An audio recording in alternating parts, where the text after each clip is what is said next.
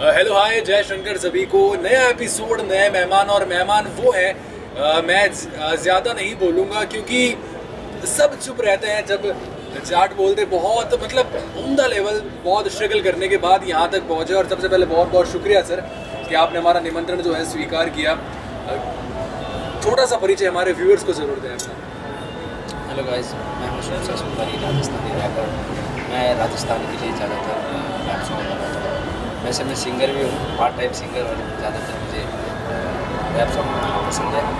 और मैंने राजस्थानी भाषा को देश विदेश में रखने की कोशिश की है फ़िलहाल, तो देखो आगे आगे क्या होता है। सर मैं पहला सवाल ये करना चाहूँगा कि इस फील्ड में जाना कैसे हुआ आपका?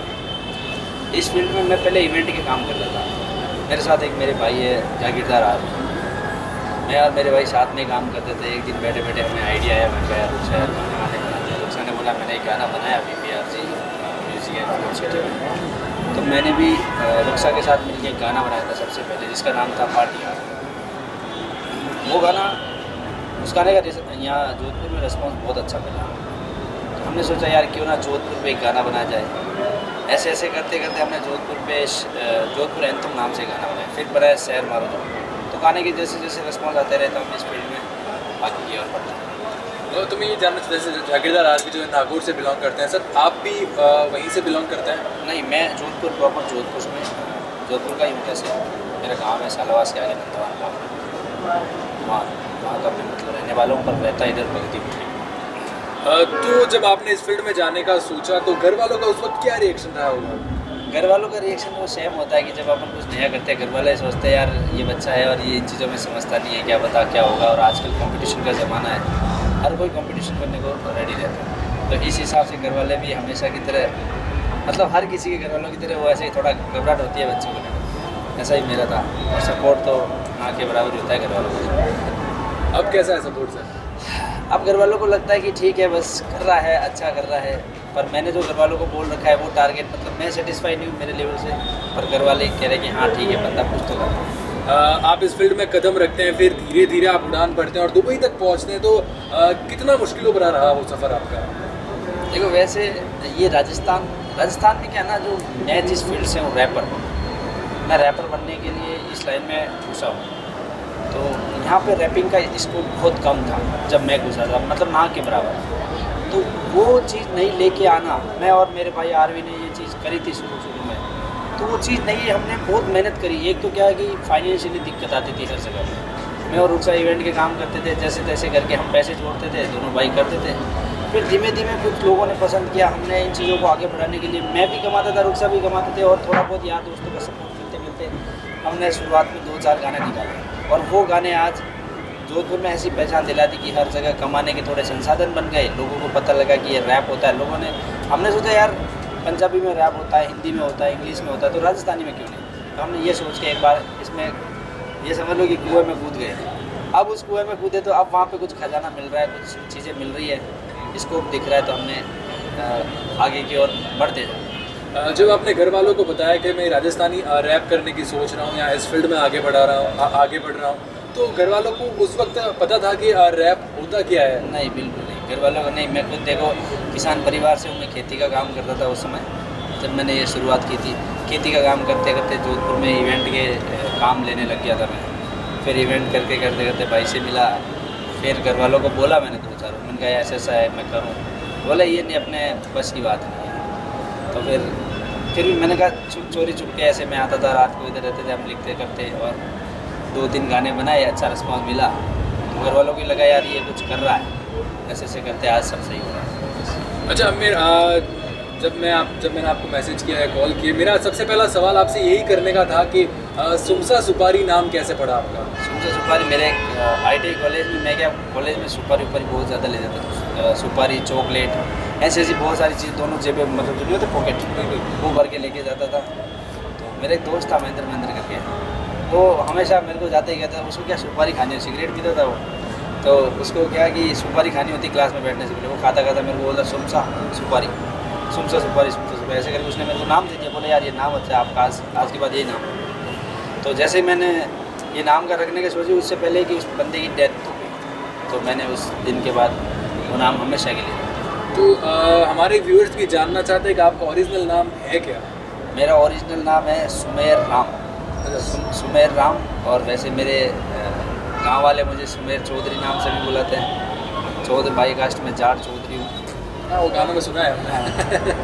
और जोधपुर का ही रहने वाला हूँ मैं। तो जितने भी जोधपुर के व्यूअर्स देख रहे हो, आप सोचते होंगे मैं कहीं बाहर का, नागौर का या कहीं का, मैं नहीं, मैं जोधपुर का ही हूँ। और जाके इधर आरवी भाई थे, वो नागौर के थे। कर रहे हैं कोशिश राजस्थान इंडस्ट्री में एक रैप का सीन बनाने का, कुछ बड़ा करने का भी सोचा है। बस आप लोगों का सपोर्ट चाहिए, जो लोग देख रहे हो आपसे ही। अच्छा, मैं एक सवाल आपसे ये करता हूँ कि जब आपने धीरे धीरे इस फील्ड में कदम बढ़ाया, फिर आप आगे बढ़े, दुबई तक आपने उड़ान भरी, तो आपने जब शुरुआत की तो आपने यही सोच के शुरुआत की थी कि चाय विद अमित में इंटरव्यू देना है? नहीं, बिल्कुल यार, देखो हर एक काम की एक चीज़ होती है कि भाई आप इस फील्ड में कर रहे हो। आज एक इंटरव्यू लेना भी कोई छोटी मोटी बात नहीं होती है।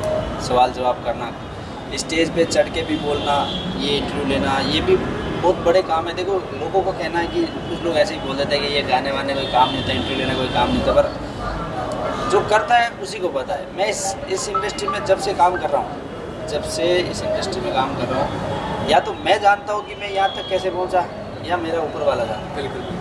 क्योंकि स्ट्रगल एक ऐसी चीज़ होती है ना जो आदमी को सिखाती है।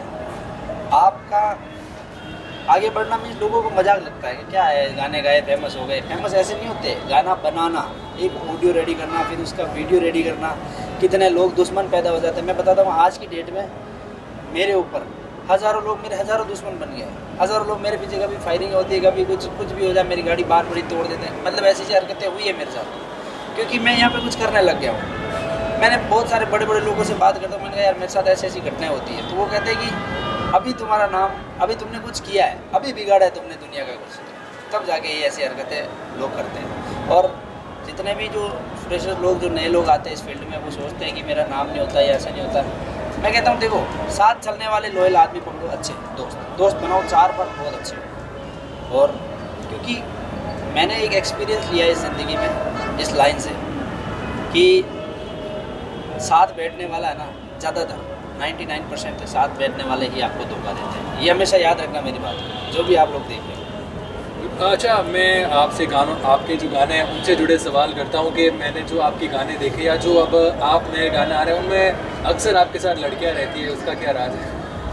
नहीं, गाने में लड़कियाँ, देखो राजस्थान में मेरे गानों में ज़्यादातर आप देखोगे राजस्थानी लड़कियाँ होती हैं, राजस्थानी गर्ल्स, जो या तो इंस्टाग्राम से रील से पॉपुलर है या फिर ये मॉडलिंग फील्ड से पॉपुलर है। तो कहीं ना कहीं मैं बाहर के आर्टिस्ट ना लेके राजस्थान के आर्टिस्ट ले, उससे राजस्थान इंडस्ट्री को थोड़ी ग्रोथ मिलेगी। तो मेरी कोशिश यही रहती है कि हमेशा राजस्थानी डायरेक्टर, राजस्थानी, लगभग मैंने सारे जो भी मेरे गानों में काम करते हैं वो सब राजस्थानी होते हैं। पर अब कुछ लोग ऐसे हुए ना कि फ़िलहाल मैं, जब मेरे साथ जो फ़िलहाल हो रहा है वो बता रहा हूँ मैं, कुछ लोग ऐसे मिले मुझे कि हर कदम पे लिरिक्स लिखने वाले मेरे साथ धोखा करने लग गए, जो शूटिंग करने वाले वो धोखा करने लग गए, मेरे साथ जो एक्टर थे, मैंने गानों में जिनको चांस दिया, मैंने कहा यार कहीं ना कहीं इनका भी भला होगा, और वही धोखा करने लग गए, मेरे साथ चीटिंग कर रहे हैं साथ बैठ के। मेरे को पता सब चलता है कि कहाँ से क्या होता है, फिर मैं उनको कुछ नहीं बोलता हूँ। और धोखा करके बोलते हैं कि मैंने कर दिया, तो भी मैं उनको कुछ नहीं बोलता, मुझे पता है। मैंने कहा इनकी सोच इतनी सी है और वो इससे आगे जा ही नहीं सकते। तो हमेशा मैं आपको यही कहूँगा कि जब आप कुछ बड़ा काम करने जा रहे हो ना, तो सबसे पहले अपने साथ कौन बैठा है उसको अच्छी तरह से जांच लेना, परख लेना, उसके बाद आप आगे की बड़ी उड़ान की तैयारी करना। यूँ ना हो कि आप जैसे मिसाइल को उड़ा दो और ऊपर जाने के बाद आप उसको बाहर फेंक नहीं सकते, क्योंकि मिसाइल का गेट नहीं खोल सकते, और अंदर मार दोगे तो वो गैस, उसकी बदबू से आप मर जाओगे। तो हमेशा शुरुआत जब करो ना बड़ी उड़ान की, उससे पहले आप पास वालों को जांच लेना, मेरी ये पर्सनली सलाह है। बिल्कुल, ये सलाह हमारे जो सारे व्यूअर्स हैं उनके बहुत काम आने वाली है। मैं सवाल आपसे ये करता हूँ कि जो गाने आप लिखते हैं वो कहाँ से आपको आइडिया आते हैं, या कहाँ से आप प्रेरणा मिलती है आपको कि चलो ये वाला गाना लिखते हैं?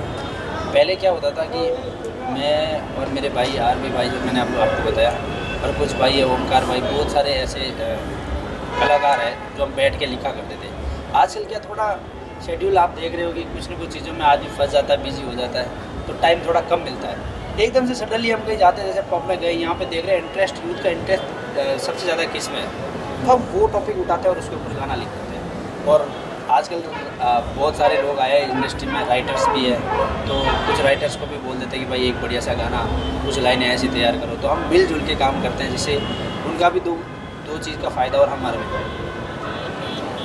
जैसे कि आपने बताया कि यूथ का किस में इंटरेस्ट है, तो आपको ये कब लगा कि यूथ गालियाँ बोलने में ज़्यादा इंटरेस्ट लगता है, इसलिए आपने एक गाना बनाया, उसमें आपने लाइन रखी कि तारी बहन नैन, और फिर दूसरा गाना जो भी मैंने सुना था उसमें भी आपने गाया कि अगर आंटी पुलिस बुला लेगी तो तो वो आपको कब पता चला उस वक्त? देखो, मैंने एक चीज़ नोटिस करी, मैं सिर्फ रूम में बैठ के काम नहीं करता, एसी में बैठा नहीं रहता, मैं बाहर की फील्ड में मैंने बहुत काम किया है। मैंने इवेंट के काम किए तो बहुत दुख देखा। ये नहीं मैं आपको लगता है मैं फॉर्चूनर में घूमने वाला जो, नहीं भाई, मैंने आपसे ज़्यादा, जो आप देख रहे हो ना, जो व्यूअर्स हो, आपसे ज़्यादा दुख मैंने देखे हैं। मैंने कितनी धूल मेरे मुंह पे खाई है, तब जाके थोड़ी चमक आई है चेहरे पे। सही बता रहा हूँ, बाहर के यूथ को, हर एक आदमी को अच्छे से जानता हूँ मैं। मुझे पता चलता है, मैं बाहर, जैसे मैं ये तो नहीं कहूँगा कि मैं सीधा साधा हूँ, मैं भी हुक्काबारों में जाता रहता हूँ, घूमता रहता हूँ। वहाँ की मैं जो पब्लिक को देखता हूँ, तो अपने आप पता चल जाता है कि उनका इंटरेस्ट किस में है। और आजकल जैसे कि बड़े बड़े प्लेटफॉर्म्स आ गए, जैसे हॉटस्टार, ये वेब सीरीज़ आती है बहुत सारी, इसमें भी ज़्यादातर यूथ, आप देख लेना, हॉटस्टार पे सब्सक्रिप्शन का जो लेवल है ना, वो मिलियनों में। क्यों है? क्योंकि वहाँ पे अडल्ट टाइप की ये जो वेब सीरीज़ें आती है, तो यूथ वहाँ पे जा रहा है। तो अगर मैं वहाँ पे जाके जो अपने संतवाणी में अगर गाने गाऊँगा, तो बहुत कम ऑडियंस मेरे से जुड़ेगी। मेरा टारगेट ही यूथ है, मेरे को यूथ चाहिए, मैं खुद यंग आदमी हूँ, इसलिए मैंने सोचा क्यों ना जो यूथ को पसंद है वही किया जाए, पर इसीलिए मैं ये चीज़ें, स्लैंग चीज़ें यूज़ करता हूँ।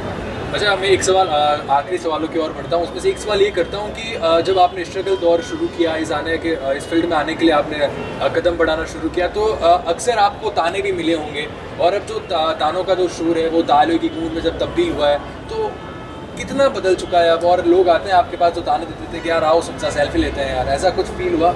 ऐसा एक बार नहीं हुआ, मुझे कोई 50 बार हुआ। स्कूल लेवल से देख लो, फैमिली लेवल से देख लो, बहुत सारे ऐसे, जैसे कॉलेज के दोस्त थे, मेरी कॉलेज की ऐसी लड़कियां जिनको मैंने प्रपोज़ किया था कुछ टाइम पहले, उनके लिए भी एक गाना आने वाला है थोड़े टाइम पहले, तो मैंने उनको प्रपोज़ किया था। वो आज मैसेज भी करते हैं, पर मैं सच बोलूँ तो उनका रिप्लाई नहीं देता। बिल्कुल, अब तो वो एटीट्यूड भी है ज़्यादा। आप देखो, क्योंकि एक होता है ना, उनको लगता है कि मेरा एटीट्यूड है, पर ये मेरा एटीट्यूड नहीं है, ये मेरी रिस्पेक्ट है। हाँ, वो मतलब एक अलग से रिस्पेक्ट है कि यार मैं जिस लेवल पे था उस समय आपने मुझे रिजेक्ट किया था, अब मेरा लेवल आपसे ऊपर आया, तो मैं थोड़ी बहुत तो बिल्कुल मजे लूँगा ना उस समय के। वो बहुत ज़रूरी है।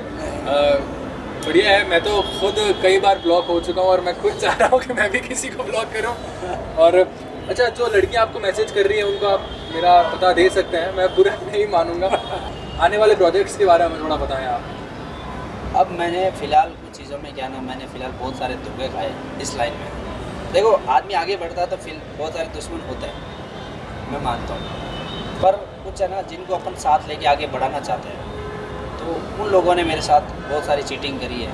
अब मुझे धीमे धीमे थोड़ी दुनिया का जो ग्राउंड लेवल का, एक नहीं होता कि भाई आप आए मेरे पास कि मुझे गाना गाना है, आपको कोई गाने का नॉलेज नहीं है, मैंने आपको गाना सिखाने में मदद करी, हर चीज़ में आपको सपोर्ट किया, और आप ही मेरे सामने एक दिन खड़े हो जाते हो, और वो भी एकदम रॉन्ग वे से। तो क्या ना, एक आपको मारने का मन नहीं करता, बस एक बुरा लगता है कि यार इस आदमी को अब क्या करूँ। तो मैंने उनको क्या ना, फ़िलहाल के लिए एक बार ड्रॉप कर दिया। अब मैं राजस्थान इंडस्ट्री से ऊपर, जैसे इंडिया लेवल की कुछ कंपनियाँ हैं जो राजस्थान के बाहर की हैं, मैं उन कंपनियों में काम कर रहा हूँ फ़िलहाल, जैसे टी सीरीज़ हो गई, और कुछ बड़े आर्टिस्ट हो गए, उनका वैसे नाम तो नहीं बताना चाहिए, पर वैसे हनी सिंह, बादशाह मान लो, कुछ भी ऐसे लेवल के। बिल्कुल बिल्कुल।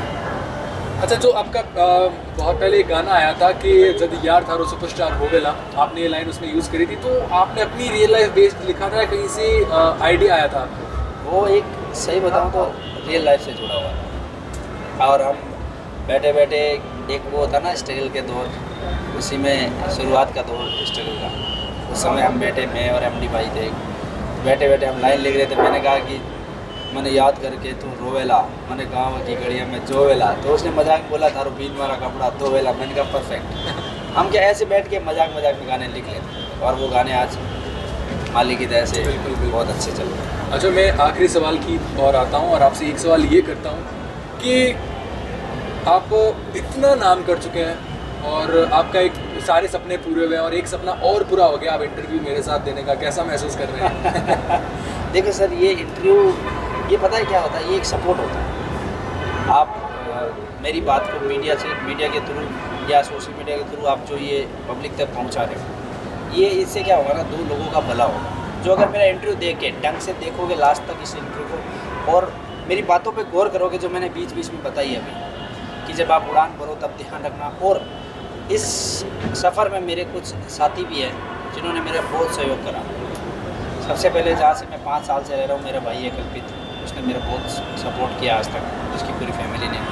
फिर जैसे जैसे माई बना मिले मुझे, आरवी भाई तो मेरे साथ थे ही जब से हमने शुरू किया, और फिलहाल में प्रकाश जी सोलंकी हो गए, और मेन जो दुबई के जो आप प्रोजेक्ट देख रहे हो जी, इनके प्रोड्यूसर है ओमसा और आरिफ भाई। इन्होंने मेरे को बहुत सपोर्ट करा। मतलब ये देखो कि इन्होंने बोला यार राजस्थान से मेरा भाई है, और उसके बाद ये कभी नहीं होता कि मैं कह दूँ यार मेरे को फॉर्चुनर चाहिए, और उन्होंने ये नहीं बोला कि नहीं, बोले फॉर्चुनर चाहिए तो ले आओ सुबह। और वो सच में हम जब भी दुबई गए, 2 बार गए मैं, 2 बार में मेरा 1 रुपया खर्च नहीं हुआ, और 20-20 लाख रुपए खर्च होते हैं हर बार एक टूर में। तो सोचो कि कभी हाँ में ना वो नहीं हुआ। भाई है बस, भाई के लिए सब आज। तो भाई आप अगर देख रहे हो इंटरव्यू, लव यू जो भी मेरे साथ हो। बिल्कुल बिल्कुल। जो सर को सपोर्ट कर रहे हैं, मैं यही चाहूँगा कि मुझे भी सपोर्ट करते रहें। दुबई टूर स्पॉन्सर ज़रूर करें। खैर ये तो जोक से बात है, लेकिन ऐसा सपोर्ट ज़रूरी होता है। जैसे मेरे भी काफ़ी ऐसे दोस्त हैं मिलने वाले हैं जो मुझे सपोर्ट करते रहते हैं। ये क्या होता है ना, सपोर्ट। देखो कलाकार, जैसे मैं मंथली मान लूँ लाख रुपए कमाता हूँ, और मेरे को एक प्रोजेक्ट करना जिसका बजट है 20 लाख रुपये, तो वहाँ पे क्या फाइनेंशियली कलाकार एक तरह से दब जाता है। सही बात बोल रहा हूँ मैं। देखो मैं खुल के बोलता हूँ जो भी है, ये नहीं मैं अंबानी की औलाद हूँ, मेरे पास कोई पैसे ना, मैं आपकी तरह सेम सिंपल आदमी हूँ। तो एक कलाकार जब दबता है ना, तो उसकी फीलिंग्स मर जाती है, उनके सपने दब जाते हैं। तो उस समय में ऐसे भाई साथ में खड़े रहते हैं ना, तो ऐसा फील होता है ना कि यार नहीं, भाई है तो ये है। और ऐसे मेरे कुछ भाई है जो मैंने अभी नाम बताया, प्रकाश जी, ओमसा, अरे भाई, और यार दिल से साथ है वो मैंने देखा है। और मेरे भाई कल्पित, मेरे बड़े भाई, सगे बड़े भाई भी आजकल मेरे को हम वैसे 3 भाई है, मिडिल वाले भाई है वो भी हमारा बहुत साथ देते हैं। लव यू मेरे भाई। तो सर आखिर में हमारा ऐसा रहता है कि जो हमारे मेहमान आते हैं, जो गेस्ट आते हैं, वो एक मोटिवेशन मैसेज देते हैं हमारे व्यूवर्स को। आपकी तरफ से क्या मैसेज रहेगा? देखो मेरा ये कहना है कि जैसे कि मैंने इंटरव्यू में बताया है कि जब आप ऊंची उड़ान भरो तब पास में बैठे दोस्त हो चाहे अपने, उनसे सावधान रहो, जांच लो, परख लो उनको, उनके बाद ही आप उड़ान की शुरुआत करना। और दूसरी बात, जब आप ऊंची उड़ान भरना चाहो तो आप डरो मत, आप भर लो। क्योंकि क्या होता है ना, बहुत सारे लोग होते हैं जो डर जाते हैं इन चीज़ों से कि यार मैं बड़ा करने जा रहा हूँ, होगा कि नहीं होगा। नहीं भाई, हो जाता है। काम कोई मुश्किल नहीं होता है, और महान कोई नहीं होता है। अपन महान है, अपन जिंदा है ना तब तक अपन महान है। और क्या पता कल अपन मोदी जी से भी ऊपर का कारनामा करते, अपन प्रधानमंत्री या राष्ट्रपति बन जाए, कोई भरोसा नहीं होता आदमी की ज़िंदगी का। और तीसरी बात कि मैंने महसूस किया ये चीज़ कि बहुत सारे ऐसे मेरे भाई हैं जो कुछ चीज़ों की वजह से पीछे रह गए। बहुत सारे भाई शादीशुदा है जो मेरे दोस्त हैं, वो अपनी ज़िंदगी में कुछ करने के लिए कहीं जाते हैं मीटिंग्स में, पीछे फ़ोन आता है, हेलो कटे हो घरे मरो। तो ऐसी जिनकी वाइफ से जो कुछ बड़ा कर रहे हैं उनको मैं मैसेज देना चाहूँगा पर्सनली। मुझे पता है मुझे आप गालियाँ बोलोगे, बट ये फैक्ट है, आप उनको परेशान ना करें और उनका थोड़ा ख्याल रखें। जैसे आदित्य भाई है, इनके जब से यहाँ बैठे तब से फ़ोन पे फ़ोन आ रहे हैं, भले सामने बैठे हैं। प्लीज़ आप अपने हस्बैंड को, अपने जो भी पारिवारिक जो भी संबंध है आपके, तो उनको थोड़ा सा सपोर्ट कीजिए। सबसे पहला सपोर्ट मिलता है परिवार का, फिर दोस्तों का, फिर जो भी साथ में अराउंड जो भी जुड़ते हैं लोग, उन सबका सपोर्ट ज़रूरी है। सपोर्ट के बिना कोई भी आदमी, मैं कह दूँ मैं अकेला आगे बढ़ाऊँ तो ये नहीं होता भाई। जिनका मेरा सहयोग रहा है मैंने आपको बताया। शुरुआत में आरवी भाई, मेरा भाई कल्पित, आरिफ भाई, ओमसा और प्रकाश जी, बहुत सारे भाई हैं जिन्होंने मेरा बहुत सहयोग करा। और मैं चाहता हूँ कि ये रिश्ता ज़िंदगी भर ऐसे ही चलता रहे। फ़िलहाल मेरे इन रिश्तों में कोई वो नहीं है झिक। इन फ्यूचर होती है तो मैं आपको ज़रूर बताऊँगा, और वैसे मुझे नहीं लगता ऐसा कुछ होगा। सर की बात को आगे बढ़ाते हुए मैं इतना ही कहूँगा कि देखिए हमें मालिक ने जो है फालतू, कोई भी चीज़ कभी फालतू बनाई नहीं जाती है। अगर हमें मालिक ने बनाया है तो वो कोई ना कोई हुनर ज़रूर दिया है, तो उस हुनर को तराशें और आगे बढ़े। और सर आखिर में शो के बारे में कुछ कहना चाहें आप? गाइस, सबसे पहले मैं आपको बता दूं कि ये आदित्य भाई का चैनल है, इसको सब्सक्राइब कर देना, क्योंकि इन्होंने बहुत खर्चा किया आज के ये इंटरव्यू का। तो इस चैनल को नीचे से सब्सक्राइब कर देना।